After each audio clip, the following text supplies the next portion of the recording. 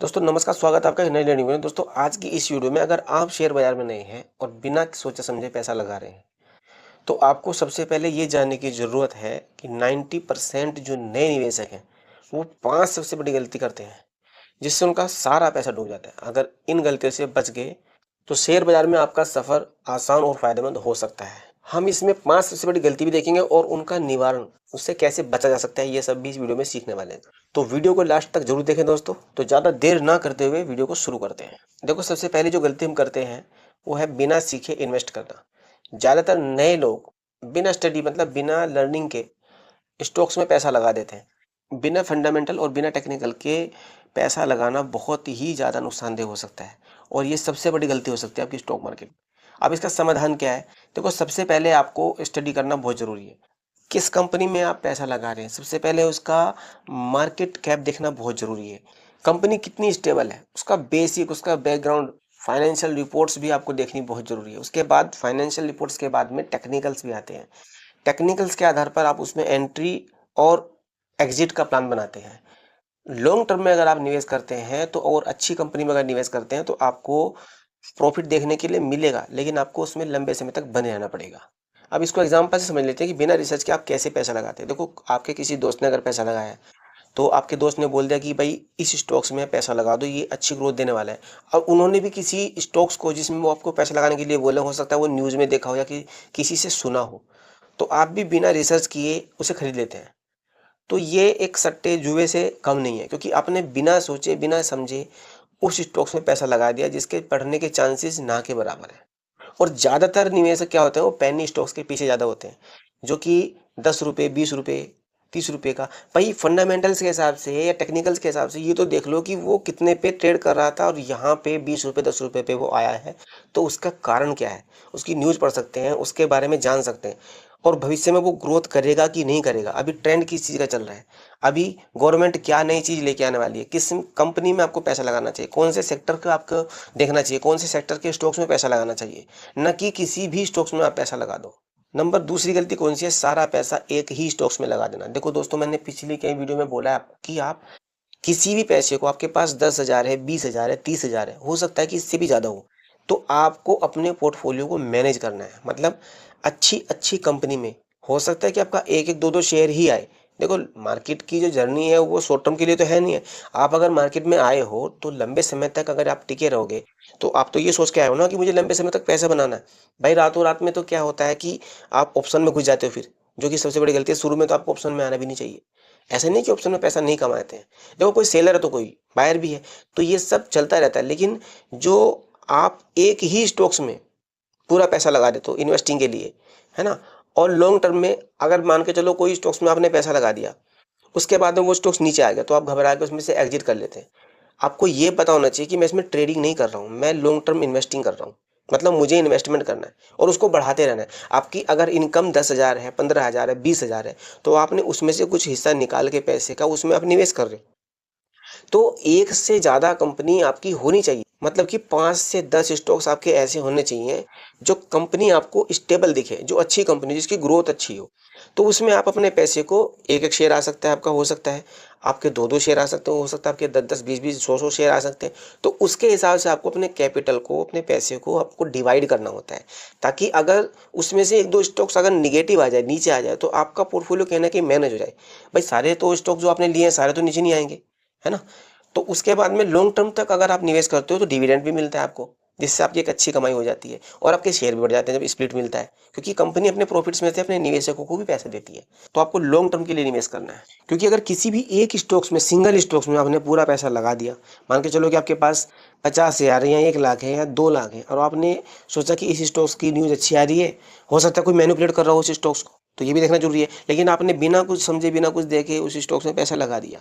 पहले कई स्टॉक्स की न्यूज़ आपने देखा होगा, मैं नाम नहीं लूंगा, लेकिन देखा होगा आपने कि पंप एंड डंप वाला, कि आपने बाइंग कर लिया और बाइंग करते ही मार्केट नीचे, तो उसमें क्या है, आपका सारा पैसा डूबने का डर रहता है। लेकिन अगर आप अपने पोर्टफोलियो को मैनेज करते हैं तो उसमें क्या होता है, आपका रिस्क मैनेज हो जाता है कि अगर आपने 10 स्टॉक चुने, हो सकता है उसमें से 1-2 रेड दिखाएं, तो बाकी तो आपका कहीं ना कहीं एक रिस्क मैनेज है ना। जिस तरह से हम ऑप्शन बाइंग में कॉल या पुट लेते हैं तो किसी एक स्ट्राइक में तो पैसा नहीं लगा देते ना। अपने अगर आपने 50,000 या 1 लाख रुपए, उस पैसे को अपने डिवाइड करते हैं, सबसे पहले डिवाइड करते हैं। उसके बाद आपका व्यू होता है कि मार्केट ऊपर जाने वाला है, तो अपने एक एक लॉट में क्या है कि 4-5 स्ट्राइक्स चुन लिए in the money, at the money, out of the money को नहीं बोल रहा हूँ मैं। तो आपने 4 अलग अलग स्ट्राइक्स चुन के उसमें अपने पैसे को एडजस्ट किया ताकि आपका रिस्क कम हो जाए अगर आप ट्रेडिंग भी करते हैं तो। लेकिन मैं यहाँ पे इन्वेस्टमेंट की बात कर रहा हूँ।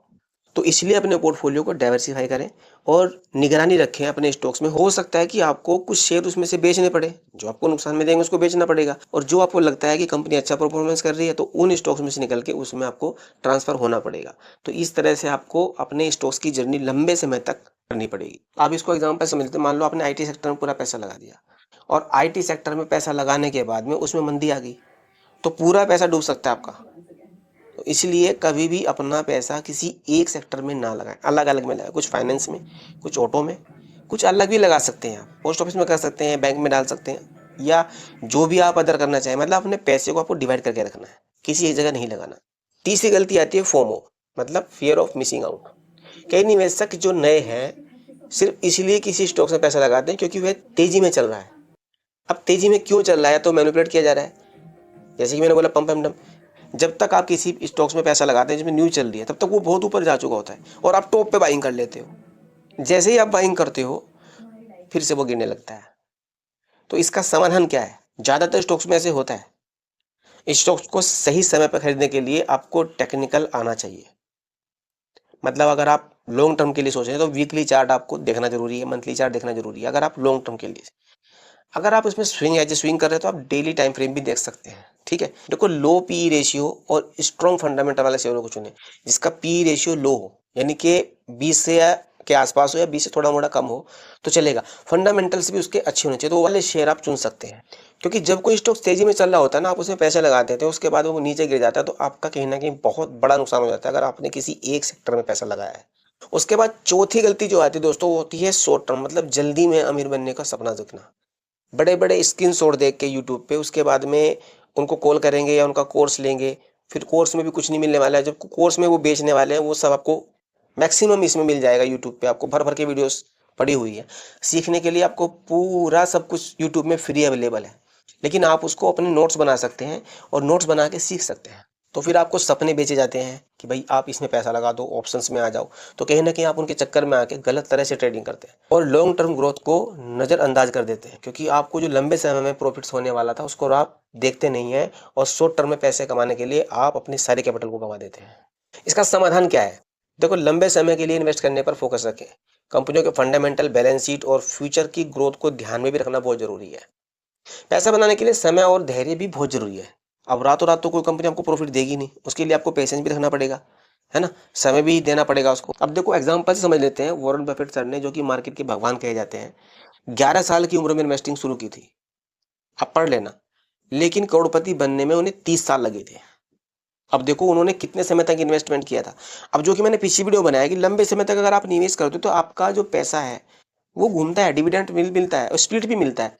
स्प्लिट में आपके, अगर मान के चलो आपने 100 शेयर लिए, मैंने पिछली वीडियो में भी बताया था, 100 शेयर लिए या 300 शेयर लिए हैं, तो 1:10 के हिसाब से अगर कंपनी ने स्प्लिट दिया है तो आपके 300 शेयर रातों रात 3000 हो जाएंगे।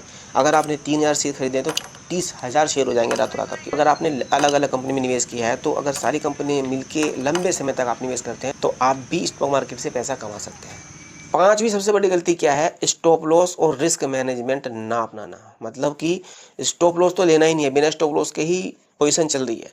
रिस्क मैनेजमेंट कोई नहीं है, जैसे कि मैंने बताया कि किसी एक स्टॉक्स में अपना पैसा ना लगा के अपने पैसे को अलग अलग स्टॉक्स में डिवाइड कर सकते हैं, तो वो हो गया कि रिस्क मैनेजमेंट। स्टॉप लॉस हो गया किसी स्टॉक्स में। देखो, रिस्क मैनेजमेंट हो गया कि आपने जो पोर्टफोलियो है बनाया है अलग अलग कंपनियों का, तो वो कई रिस्क से बचाएगा आपको। जैसे कि आपने 10 स्टॉक्स का पोर्टफोलियो बनाया है, तो जो स्टॉक्स हैं उसमें, उनमें भी तो स्टॉप लॉस लगाओगे ना आप, कि इस कैंडल के नीचे आया तो भाई मैं इसमें से निकल जाऊंगा, मैं स्टॉप लॉस लेके निकल जाऊंगा। सारी कंपनी तो नीचे नहीं आ जाएगी। तो स्टॉप लॉस जो है वो आप स्टॉक्स में लगाते हो, और रिस्क मैनेजमेंट जो आपका पोर्टफोलियो होता है, जो मैंने बोला डाइवर्सिफाई अगर करेंगे तो आपका रिस्क मैनेजमेंट हो जाता है। देखो, अब इसका समाधान क्या है? हमेशा स्टॉप लॉस सेट करें, एक ही ट्रेड में ज़्यादा पैसा ना लगाएं। देखो 1:2 या 1:3 का रिस्क रिवॉर्ड हमेशा फॉलो करें। इसको भी एग्जांपल से समझ लेते हैं। अगर आप 10,000 का ट्रेड कर रहे हैं तो स्टॉप लॉस 9,500 पर सेट करें ताकि नुकसान आपका सीमित रहे। तो जो ये गलती मैंने बताई आपको 5 गलती, ये 5 गलतियां शेयर बाजार में जो नए निवेशक है मेरे जैसे आपके जैसे सबसे ज़्यादा नुकसान पहुंचाती हैं। अगर आप इनसे बचेंगे तो शेयर बाजार से पैसा कमाना आसान हो सकता है। तो दोस्तों जाते जाते मैं आपको यही कहूँगा कि अगर आप बिगिनर हैं, नए हैं, मेरी पुरानी वीडियो आप देखोगे तो मैंने यही बोला है कि अपने पैसे को कभी भी एक जगह पे मत लगाओ। भले ही आप स्टॉक्स में कुछ लगा सकते हो, कुछ रियल एस्टेट में लगा सकते हो, कुछ म्यूचुअल फंड में लगा सकते हो, कुछ की एसआईपी कर सकते हो, लेकिन आपको पैसा किसी एक जगह पे नहीं लगाना है कि मैंने पूरा पैसा म्यूचुअल फंड में लगा दिया, पूरे पैसे की मैं एसआईपी कर रहा हूँ, या पूरे पैसे को मैंने स्टॉक्स में लगा दिया। मतलब आपको रिस्क मैनेजमेंट करना आना चाहिए। वो हर चीज़ में होता है। वो फ्यूचर में अगर आप ट्रेड कर रहे हो उसमें भी होता है, वो ऑप्शन में अगर आप ट्रेड कर रहे हो उसमें भी होता है कि अलग अलग स्ट्राइक्स में छोटा छोटा पैसा लगाते हैं, अपने पैसे को डिवाइड करके लगाते हैं, 4 या 5 पार्ट में डिवाइड करते हैं, उसके बाद लगाते हैं ताकि आपको नुकसान कम हो। तो दोस्तों अगर आपको वीडियो अच्छी लगी तो लाइक कर सकते हैं, सब्सक्राइब कर सकते हैं मेरे चैनल को। मिलते हैं ऐसी नई लर्निंग वीडियो में, तो तब तक अपना ध्यान रखिए। जय हिंद।